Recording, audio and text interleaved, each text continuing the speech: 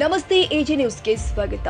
ರಾಜ್ಯದಲ್ಲಿ ಸಿಎಂ ಬದಲಾವಣೆ ವಿಚಾರಕ್ಕೆ ಪ್ರತಿಕ್ರಿಯಿಸಿದ ಕೋಡಿಮಠದ ಶ್ರೀ ಶಿವಯೋಗಿ ರಾಜೇಂದ್ರ ಸ್ವಾಮೀಜಿ, ಸದ್ಯಕ್ಕೆ ಏನು ತೊಂದರೆ ಕಾಣ್ತಾ ಇಲ್ಲ, ಮುಂದೆ ತೊಂದರೆ ಆಗುತ್ತಾ ಎಂಬುದಕ್ಕೆ ಬೇಡ ಮತ್ತು ಸನ್ಯಾಸಿಯ ಕಥೆ ಏನಾದರೂ ಹೇಳಿದ್ರೆ ಮುಂದೆ ಓಡಾಡದ ಹಾಗೆ ಮಾಡಿಬಿಟ್ಟಿರಾ ಎಂದು ಹಾಸ್ಯ ಚಟಾಕಿ ಹಾರಿಸಿದ್ದಾರೆ.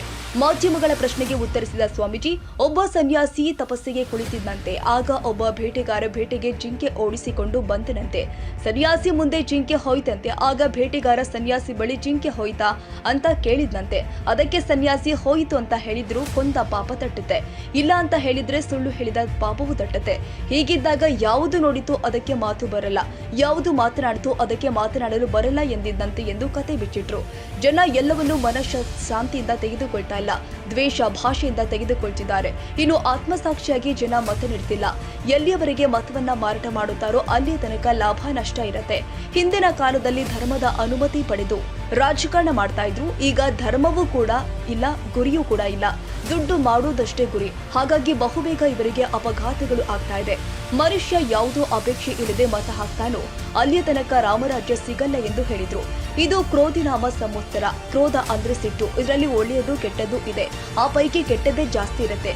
ಪ್ರಾಕೃತಿಕ ದೋಷ ಮುಂದುವರಿಯುತ್ತೆ. ಅಮಾವಾಸ್ಯೆ ತನಕ ಒಂದು ಭಾಗಕ್ಕೆ ನಿಲ್ಲತ್ತೆ, ನಂತರ ಮತ್ತೊಂದು ಭಾಗಕ್ಕೆ ಹೋಗುತ್ತೆ. ಮುಂದೆ ಅನಿಷ್ಟ ಜಾಸ್ತಿ ಇದೆ. ಕತ್ತಲು ಬೆಳಕು ಎರಡೂ ಇರುತ್ತೆ. ಅದರಲ್ಲಿ ಕತ್ತಲು ಜಾಸ್ತಿ ಇರುತ್ತೆ ಅಂತ ಹೇಳಿಕೆ ಕೊಟ್ಟಿದ್ದಾರೆ. ಕೇರಳದಲ್ಲಿ ಭೂಕುಸಿತ ಕುರಿತು ಪ್ರತಿಕ್ರಿಯಿಸಿ, ಕಳೆದ 20 ದಿನಗಳ ಹಿಂದೆ ನಾನು ಧಾರವಾಡದಲ್ಲಿ ಈ ತರ ಆಗುತ್ತೆ ಅಂತ ಹೇಳಿದ್ದೆ. ಮಳೆ ಆಗುತ್ತೆ, ಗುಡ್ಡ ಉರುಳುತ್ತೆ, ಜನ ಸಾಯುತ್ತಾರೆ, ರೋಗ ರುಜಿನಗಳು ಹೆಚ್ಚಾಗುತ್ತೆ ಅಂತ ಹೇಳಿದ್ದೆ. ಇದು ಭಾರತ ಅಂತಷ್ಟೇ ಹೇಳಿರಲಿಲ್ಲ, ಜಾಗತಿಕ ಮಟ್ಟದಲ್ಲಿ ಕೆಲವು ರಾಜ್ಯಗಳು ಮುಳುಗುತ್ತವೆ ಅಂತ ಹೇಳಿದ್ದೆ. ನನ್ನ ಪ್ರಕಾರ ಅಮಾವಾಸ್ಯವರೆಗೆ ಮಳೆ ಇರುತ್ತೆ, ಬಳಿಕ ಬೇರೆ ಭಾಗಕ್ಕೆ ಹೋಗುತ್ತೆ ಎಂದರು.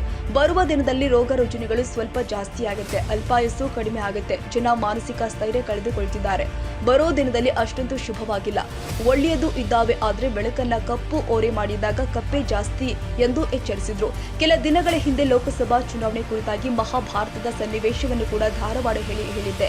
ಅದರಲ್ಲಿ ಅಭಿಮನ್ಯುವನ್ನ ಎಲ್ಲರೂ ಕೂಡ ಕೂಡಿ ಮೋಸದಲ್ಲಿ ಕೊಲ್ಲುತ್ತಾರೆ ಅಂತ ಹೇಳಿದ್ದೆ. ಮಹಾಭಾರತದಲ್ಲಿ ಕೃಷ್ಣ ಇದ್ದ ಎನ್ನುವ ಕಾರಣಕ್ಕೆ ಭೀಮ ಗೆದ್ದ, ದುರ್ಯೋಧನ ಸೋತ. ಆದ್ರೆ ಇಲ್ಲಿ ಕೃಷ್ಣ ಇಲ್ಲ, ದುರ್ಯೋಧನ ಗೆಲ್ಲುತ್ತಾನೆ, ಭೀಮ ಸೋಲುತ್ತಾನೆ ಎಂದು ಸ್ವಾಮೀಜಿ ಒಗಟಾಗಿ ಹೇಳಿದ್ದಾರೆ. ಒಬ್ಬ ಸನ್ಯಾಸಿ ತಪಸ್ಸಿ ಕೂತಿದ್ದಂತೆ. ಒಬ್ಬ ಬೇಡ ಒಂದು ಜಿಂಕೆ ಉಡಿಸಿ ಬಂದಂತೆ ಕೊಲ್ಲಕ್ಕೆ ಅಂತ. ಅವನ ಮುಂದೆ ಹೋಯ್ತಂತದ್ದು ಜಿಂಕೆ. ಅವನು ಬೇಡ ಬಂದ,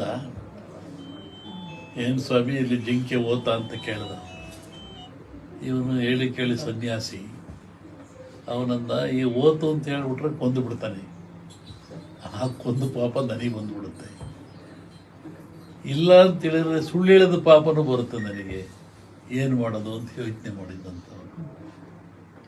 ಆಮೇಲೆ ಮತ್ತೆ ಅವನ ಆಸೆ ಕೇಳಿ, ಎಲ್ಲರ ಒಂದು ಹೇಳ್ರಿ ಇದ್ದೆ ಸ್ವಾಮಿಗಳು ಇಲ್ಲೇ ಓತಲ್ಲ. ಅದಕ್ಕೆ ಅವನು ಸನ್ಯಾಸಿ ಹೇಳಿದಂತೆ, ಯಾವುದು ನೋಡ್ತು ಅದಕ್ಕೆ ಮಾತಾಡಕ್ಕೆ ಬರಲ್ಲ, ಯಾವುದು ಮಾತಾಡುತ್ತೋ ಅದು ನೋಡಲ್ಲ. ಏನು ಮಾಡಪ್ಪ ನಾನು, ಕಣ್ಣು ನೋಡ್ತು, ನಿನಗೆ ಕಣ್ಣೇ ಹೇಳಬೇಕು ಓತು ಅಂತ, ಅದು ಮಾತಾಡಲ್ಲ. ಆದರೆ ನ್ಯಾಲಿಗೆ ಮಾತಾಡುತ್ತೆ, ಅದು ನೋಡಲಿಲ್ಲ, ನಾನೇನು ಮಾಡೋಣ ಅಂತ. ಹಂಗೆ ಈ ರಾಜಕಾರಣ ಹೇಳ್ಬೇಕಾದ್ರೆ ನಾವು ಹುಷಾರಾಗಿ ಹೇಳ್ಬೇಕಿದ್ರಲ್ಲಿ. ಇನ್ನೂ ಒಂದು ಹೇಳಿದ್ದು ನಾನು 20 ಹಿಂದೆ ಮಹಾಭಾರತದ ಸನ್ನಿವೇಶ ತಗೊಂಡು ವೀರನಾಗಿರ್ತಕ್ಕಂಥ ಅಭಿಮನ್ಯುವನ್ನ ಕಾರಣ ಎಲ್ಲ ಸೇರಿ ಆ ಬಿಲ್ಲಿನ ದಾನವನ್ನು ಕಟ್ಟು ಮಾಡಿ ಅವನು ಮೋಸದಲ್ಲಿ ಕೊಲ್ತಾರೆ ಎಂದು.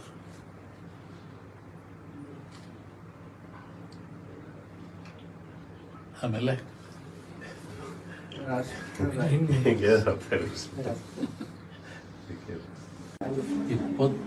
ದಿವಸ ಹಿಂದೆ ನಾನು ಧಾರವಾಡದಲ್ಲಿ ಹೇಳಿದ್ದೆ. ನಾನು ಈ ಥರ ಮಳೆ ಆಗುತ್ತೆ, ಭೂಮಿ ಕಂಪಿಸುತ್ತೆ, ಗುಡ್ಡಗಳು ಬೀಳ್ತವೆ, ಜನಗಳು ಸಾಯ್ತಾರೆ, ರೋಗ ರುಜಿನಗಳು ಹೆಚ್ಚಾಗ್ತವೆ. ಇದು ಇಂಡಿಯಾಕ್ಕಲ್ಲ, ಜಾಗತಿಕ ಮಟ್ಟದಲ್ಲಿ ಕೆಲವು ರಾಜ್ಯಗಳು ಮುಳುಗುತ್ತವೆ ಅಂತ ಹೇಳಿದ್ದಾನು. ಈಗ ಅದರ ಪ್ರಕಾರವಾಗಿ ನನ್ನ ಲೆಕ್ಕ ಇನ್ನೂ ಅಮಾವಾಸ್ಯವರೆಗೆ ಇರ್ತದೆ.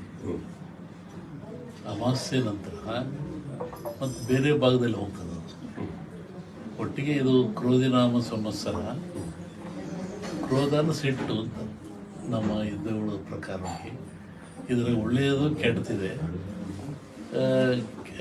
ಒಳ್ಳೆಯದಕ್ಕಿಂತ ಕೆಟ್ಟದೇ ಜಾಸ್ತಿ ಪ್ರಾಕೃತಿಕವಾಗಿ. ಹಾಗಾಗಿ ಪ್ರಾಕೃತಿಕ ದೋಷ ಇದು ಮುಂದುವರಿಯುತ್ತೆ. ನನ್ನ ಲೆಕ್ಕದಲ್ಲಿ ಅಮಾವಾಸ್ಯೆವರೆಗೂ ಒಂದು ಭಾಗದಲ್ಲಿ ಕಮ್ಮಿ ಆಗ್ತದೆ, ಅಮಾವಾಸ್ಯೆಗಳು ಮತ್ತೊಂದು ಭಾಗದಲ್ಲಿ ಜಾಸ್ತಿ ಆಗ್ತದೆ. ಇದು ಇಂಡಿಯಾಗೆ ಅಂತಲ್ಲ, ಆಲ್ ಓವರ್ ವರ್ಲ್ಡ್ ಹೇಳ್ತಿರೋದು. ಜಲಕಂಟಕ ಹೇಳಿದ್ನಲ್ಲ, ಜಲಕಂಟಕ ಇದೆ, ಎಲ್ಲ ಡ್ಯಾಮ್ಗಳು ತುಂಬುತ್ತವೆ ಅಂತ ಹೇಳಿದ್ದೆ ನಾನು. ಇದೆಲ್ಲ ನಡೆದಲ್ಲಿ ಹೇಳಿದ 20 ದಿವಸ ಧಾರವಾಡದಲ್ಲಿ ಹೇಳಿದ್ದೆ ನಾನು. ಇದೆಲ್ಲ ಮುಂದೆಲ್ಲ ಅದೇ ಅನಿಷ್ಟ ಜಾಸ್ತಿ. ಆಮೇಲೆ ಕರ್ನಾಟಕ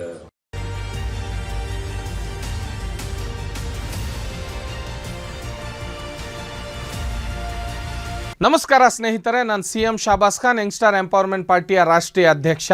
ಪೊಲೀಸ್ ಕಾನ್ಸ್ಟೇಬಲ್ ಅಂತರ ಜಿಲ್ಲಾ ವರ್ಗಾವಣೆ ಆಂದೋಲನಗೆ ನೀವು ಕೂಡ ಭಾಗಿಯಾಗಬೇಕು ಅಂತ ಹೇಳಿದರೆ ಯಂಗ್ಸ್ಟಾರ್ ಪಾರ್ಟಿ ಆ್ಯಪನ್ನು ಡೌನ್ಲೋಡ್ ಮಾಡಿಕೊಂಡು ಈ ಕೂಡಲೇ ನಿಮ್ಮ ವಾರ್ಡ್ಗಳಲ್ಲಿ, ನಿಮ್ಮ ಕಾನ್ಸ್ಟಿಟ್ಯುನ್ಸಿಯಲ್ಲಿ ಇದರ ಬಗ್ಗೆ ಮಾಹಿತಿ ಕೊಡೋದನ್ನು ಮುಖಾಂತರ, ಅದರ ಜೊತೆಗೆ ಈ proud to be a police ಅನ್ನೋ ಸ್ಟಿಕ್ಕರು ನಾವು ಎಲ್ಲ ಕಡೆ, ಎಲ್ಲ ಆಟೋಗಳ ಮೇಲೆ, ಆಮೇಲೆ ಪ್ರತಿಯೊಂದು ಮನೆ ಮೇಲೆ, ಪ್ರತಿಯೊಂದು ವಾಹನದ ಮೇಲೆ, ಪ್ರತಿಯೊಂದು ಅಂಗಡಿಗಳಿಗೆ ಅಂಟಿಸೋ ಮುಖಾಂತರ ನಾವು ಪೊಲೀಸ್ನವರ ಬೆಂಬಲಕ್ಕಿದ್ದೀವಿ ಅನ್ನೋ ಅಂತ ತೋರಿಸುವಂಥ ಸಮಯ ಬಂದಿದೆ.